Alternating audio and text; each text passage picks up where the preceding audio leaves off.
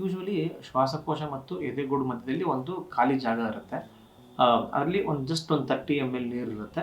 ಅದು ಒಂದು ಲೂಬ್ರಿಕೇಷನ್ ಕೊಡ್ತಾ ಇರುತ್ತೆ. ಶ್ವಾಸಕೋಶ ಮತ್ತು ಎದೆಗೂಡು ಉಸಿರಾಡಿದಾಗ ಆ ಜಾಗದಲ್ಲಿ ಫ್ರಿಕ್ಷನ್ ಆಗುತ್ತಾ ಇರುತ್ತಲ್ಲ, ಅದನ್ನು ಕ್ಲೀನಾಗಿ ಸ್ಮೂತಾಗಿ ಮೂವ್ ಆಗೋದಕ್ಕೆ ಲೂಬ್ರಿಕೇಷನ್ ಕೊಡೋದಕ್ಕೋಸ್ಕರ ಪ್ಲೂರಲ್ ಫ್ಲೂಯಿಡ್ ಅಂತ ತಿನ್ನ ಫ್ಲೂಯಿಡ್ ಇರುತ್ತೆ.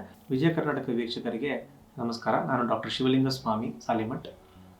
JC ರೋಡಲ್ಲಿರುವ ಟ್ರಸ್ಟ್ವೆಲ್ ಆಸ್ಪತ್ರೆಯಲ್ಲಿ ನಾನು ಶ್ವಾಸಕೋಶ ರೋಗ ತಜ್ಞನಾಗಿ ಕೆಲಸ ಮಾಡ್ತಿರ್ತೇನೆ.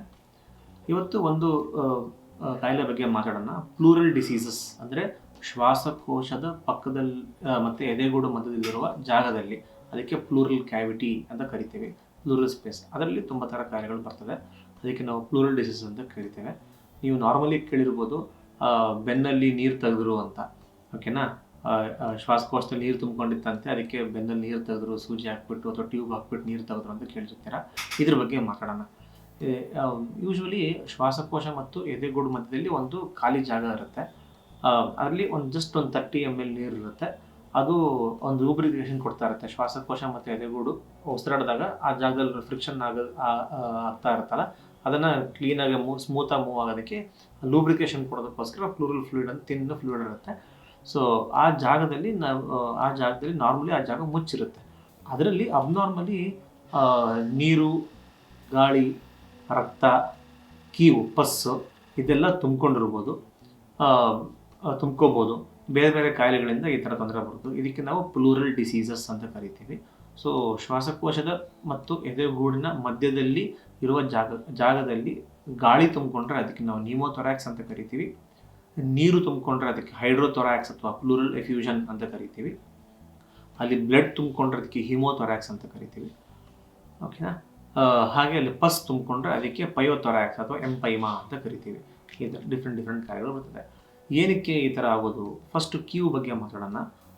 ಶ್ವಾಸಕೋಶದಲ್ಲಿ ಏನಾದರೂ ನ್ಯೂಮೋನಿಯಾ ಆದರೆ, ಶ್ವಾಸಕೋಶದಲ್ಲಿ ಕಫ ಕಟ್ಕೊಂಡು ಇನ್ಫೆಕ್ಷನ್ ಆಗಿ ಅದು ಈ ಜಾಗದಲ್ಲಿ ಇನ್ಫೆಕ್ಷನ್ ಸ್ಪ್ರೆಡ್ ಆದರೆ ಅಲ್ಲಿ ನೀರಿನಂಶ ಬಂದ್ಕೊಂಡು ಅಲ್ಲಿ ಕ್ಯೂ ಕಲೆಕ್ಟ್ ಆಗುತ್ತೆ. ಅದಕ್ಕೆ ನಾವು ಎಂಪೈಮಾ ಅಂತ ಕರಿತೀವಿ. ಶ್ವಾಸಕೋಶದಲ್ಲಿ ಕೆಲವು ತುಂಬ ಸ್ಮೋಕಿಂಗ್ ಮಾಡೋರಿಗೆ ಶ್ವಾಸಕೋಶದಲ್ಲೆಲ್ಲ ಖಾಲಿ ಪೊಟ್ರೆ ಜಾಗ ಥರ ಆಗಿರುತ್ತೆ. ಅದಕ್ಕೆ ನಾವು ಗುಲ್ಲೆ ಅಂತ ಕರಿತೀವಿ. ಆ ಶ್ವಾಸಕೋಶ ವೀಕ್ ಆಗಿರೋದ್ರಿಂದ ಅದು ಹೊಡ್ಕೊಂಡು ಶ್ವಾಸಕೋಶದಲ್ಲಿ ರಂಧ್ರ ಆದರೆ ಎದೆಗೂಡು ಮತ್ತು ಶ್ವಾಸಕೋಶದ ಮಧ್ಯದಲ್ಲಿ ಗಾಳಿ ತುಂಬಿಕೊಳ್ಳುತ್ತೆ. ಅದಕ್ಕೆ ನಾವು ನ್ಯೂಮೋಥೊರಾಕ್ಸ್ ಅಂತ ಕರಿತೇವೆ. TB ಇನ್ಫೆಕ್ಷನ್ ಆದರೆ ಅಥವಾ ಈ ಶ್ವಾಸಕೋಶದಲ್ಲಿ ನ್ಯೂಮೋನಿಯಾ ಆದರೆ ಆ ಜಾಗದಲ್ಲಿ ನೀರು ತುಂಬ್ಕೋಬೋದು. ಅದಕ್ಕೆ ನಾವು ಪ್ಲೂರಲ್ ಎಫ್ಯೂಷನ್ ಅಥವಾ ಹೈಡ್ರೋಥೊರಾಕ್ಸ್ ಅಂತ ಕರಿತೇವೆ. ಆಕ್ಸಿಡೆಂಟ್ಗಳಾದಾಗ ಎದೆಗೇನಾದ್ರು ಪೆಟ್ಟಾಗಿ ರಿಬ್ ಫ್ರ್ಯಾಕ್ಚರ್ ಆಗಿ ಶ್ವಾಸಕೋಶನ ಪಂಚರ್ ಮಾಡ್ಬೋದು, ಅಲ್ಲಿರೋ ರಕ್ತನಾಳಗಳಲ್ಲಿ ಬ್ಲಡ್ ಬರ್ಬೋದು. ಸೊ ಅದಕ್ಕೆ ನಾವು ಹಿಮೋಥೊರಾಕ್ಸ್ ಅಂತ ಕರಿತೇವೆ. ಸೊ ಇದಕ್ಕೆ ಟ್ರೀಟ್ಮೆಂಟ್ ಯೂಶಲಿ 2 ಥರ ಇರುತ್ತೆ. ಒಂದು, ಸೂಜಿ ಹಾಕ್ಬಿಟ್ಟು ಆ ನೀರನ್ನ ನಾವು ತೆಗಿತೇವೆ. ಬರೀ ಒಂದು ಸೂಜಿ ಹಾಕ್ಬಿಟ್ಟು ಅಲ್ಲಿಂದ ನೀರನ್ನ ನಾವು ಆಸ್ಪಿರೇಟ್ ಮಾಡಿ ತೆಗಿತೇವೆ. ಎರಡನೇದು ಟ್ಯೂಬ್, ICD ಅಂತ ಕರಿತೀವಿ, ಇಂಟರ್ಕಾಸ್ಟಲ್ ಡ್ರೈನ್ ಟ್ಯೂಬ್ ಅಂತ. ಆ ಜಾಗದಲ್ಲಿ ಒಂದು ಚಿಕ್ಕ ರಂಧ್ರ ಮಾಡ್ಬಿಟ್ಟು ಅನಸ್ತೇಷಿಯಾ ಕೊಟ್ಬಿಟ್ಟು ಚಿಕ್ಕ ರಂಧ್ರ ಮಾಡಿ ಅಲ್ಲಿಂದ ಒಂದು ಟ್ಯೂಬ್ ಹಾಕಿ ಅದನ್ನು ಅಂಡರ್ ವಾಟರ್ ಸೀಲ್ ಬ್ಯಾಗಲ್ಲಿ ನಾವು ಡ್ರೈನ್ ಮಾಡ್ತೇವೆ. ಏರು ಆಗಲಿ, ಬ್ಲಡ್ ಆಗಲಿ, ಪಸ್ ಆಗಲಿ, ಇದನ್ನು ನಾವು ಡ್ರೈನ್ ಮಾಡ್ತೇವೆ. ಸೊ ಅಲ್ಲಿ ಆ ಜಾಗದಲ್ಲಿ ಅಬ್ನಾರ್ಮಲ್ ಥಿಂಗ್ಸ್ಗಳು ಬಿಡಬಾರ್ದು. ಬಿಟ್ಟರೆ ಅಲ್ಲಿ ಇನ್ಫೆಕ್ಷನ್ ಆಗಿ ತೊಂದರೆ ಜಾಸ್ತಿ ಆಗ್ತದೆ. ಸೊ ಹಾಗಾಗಿ ಅದನ್ನೆಲ್ಲ ನಾವು ಡ್ರೈನ್ ಮಾಡಬೇಕು. ಎದೆಗೂಡು ಗಟ್ಟಿಯಾಗಿರುತ್ತೆ, ಶ್ವಾಸಕೋಶ ಸಾಫ್ಟ್ ಆಗಿರೋದ್ರಿಂದ ಅಲ್ಲಿ ನೀರು, ಗಾಳಿ, ಪಸ್ಸು ಏನೇ ತುಂಬಿಕೊಂಡ್ರು ಶ್ವಾಸಕೋಶ ಪ್ರೆಸ್ ಮಾಡುತ್ತೆ, ಶ್ವಾಸಕೋಶ ಮುದುರ್ಕೊಂತ ಹೋಗುತ್ತೆ. ಇದರಿಂದ ಕೆಮ್ಮು ಜಾಸ್ತಿ ಆಗುತ್ತೆ, ಉಸಿರಾಡ್ಲಿಕ್ಕೆ ಕಷ್ಟ ಜಾಸ್ತಿ ಆಗುತ್ತೆ. ಈ ಕಾಯಿಲೆಯ ಮೇನ್ ಲಕ್ಷಣ ಏನಂದರೆ, ಫಸ್ಟ್ ಅವರಿಗೆ ಚೆಸ್ಟ್ ಪೇನ್ ಬರುತ್ತೆ, ಎದೆ ನೋವು ಬರುತ್ತೆ. So lateral side, left side ಅಥವಾ ರೈಟ್ ಸೈಡ್ ಯಾವ ಕಡೆ ತೊಂದರೆ ಇರುತ್ತೋ ಆ ಕಡೆ ಲ್ಯಾಟ್ರಲ್ ಸೈಡ್ ಪಕ್ಕೆ ನೋವು ಬರುತ್ತೆ. ಫಸ್ಟು ಪಕ್ಕೆ ನೋವು, ಬೆನ್ನು ನೋವು ಬರುತ್ತೆ.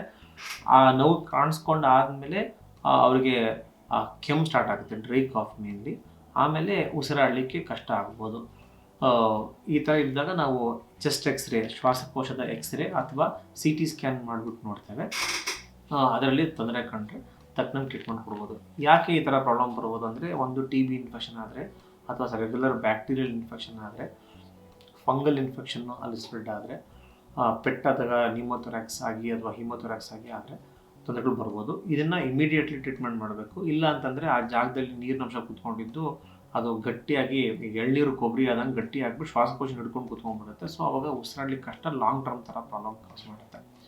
ಆ ನೀರು ಆಲ್ರೆಡಿ ಗಟ್ಟಿಯಾಗಿ ಮೇಣೆ ಥರ ಕೂತ್ಕೊಂಡಿತ್ತು ಅಂದರೆ ನಾವು ಯೂಶಲಿ ಓಪನ್ ಮಾಡಿ ಆಪ್ರೇಷನ್ ಮಾಡಿ ಆ ಮೇಣೆ ಥರ ಕೂತ್ಕೊಂಡ್ರೆ ಅದೆಲ್ಲ ತೆಗೆದ್ಬಿಟ್ಟು ಅದನ್ನು ಮತ್ತೆ ಶ್ವಾಸಕೋಶನ ಫ್ರೀ ಮಾಡುವಂಥ ಪ್ರೊಸೀಜರ್ ಮಾಡ್ತೀವಿ. ಅದಕ್ಕೆ ನಾವು ವ್ಯಾಟ್ಸ್, ವಿಡಿಯೋ ಅಸಿಸ್ಟೆಡ್ ಥೊರಕೋಸ್ಕೋಪಿಕ್ ಸರ್ಜರಿ ಅಥವಾ ಥೊರಕಾಟಮಿ, ಡಿಕಾರ್ಟಿಕೇಷನ್ ಅಂತ ಕರಿತೇವೆ.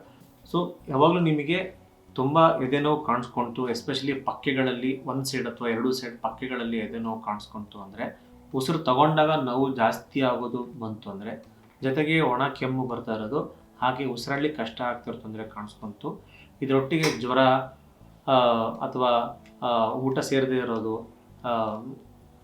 ಈ ಥರ ದೇಹದ ತೂಕ ಕಡಿಮೆ ಆಗ್ತಿರೋದು, ಈ ಥರ ಏನೇ ಪ್ರಾಬ್ಲಮ್ ಕಾಣಿಸ್ಕೊಂಡ್ರು ದಯಮಾಡಿ ವೈದ್ಯಕೀಯ ಸಲಹೆ ಪಡೆದು ನಿಮಗೆ ಪ್ಲೂರಲ್ ಡಿಸೀಸಸ್ ಇದೇನೋ ಇಲ್ಲೋ ಅನ್ನೋದ್ರ ಬಗ್ಗೆ ನೀವು ಪರೀಕ್ಷೆ ಮಾಡಿಸ್ಕೊಳ್ರಿ. ಆ ಥರ ತೊಂದರೆ ಏನೇ ಕಾಣಿಸ್ಕೊಂಡ್ರು ಅದಕ್ಕೆ ತಕ್ಷಣ ವೈದ್ಯಕೀಯ ಸಲಹೆ ಪಡೆದು ಚಿಕಿತ್ಸೆ ಪಡ್ಕೊಂಡ್ರೆ ನೀವು ಬೇಗ ಗುಣಮುಖ ಆಗ್ತೀರಾ. ಧನ್ಯವಾದ.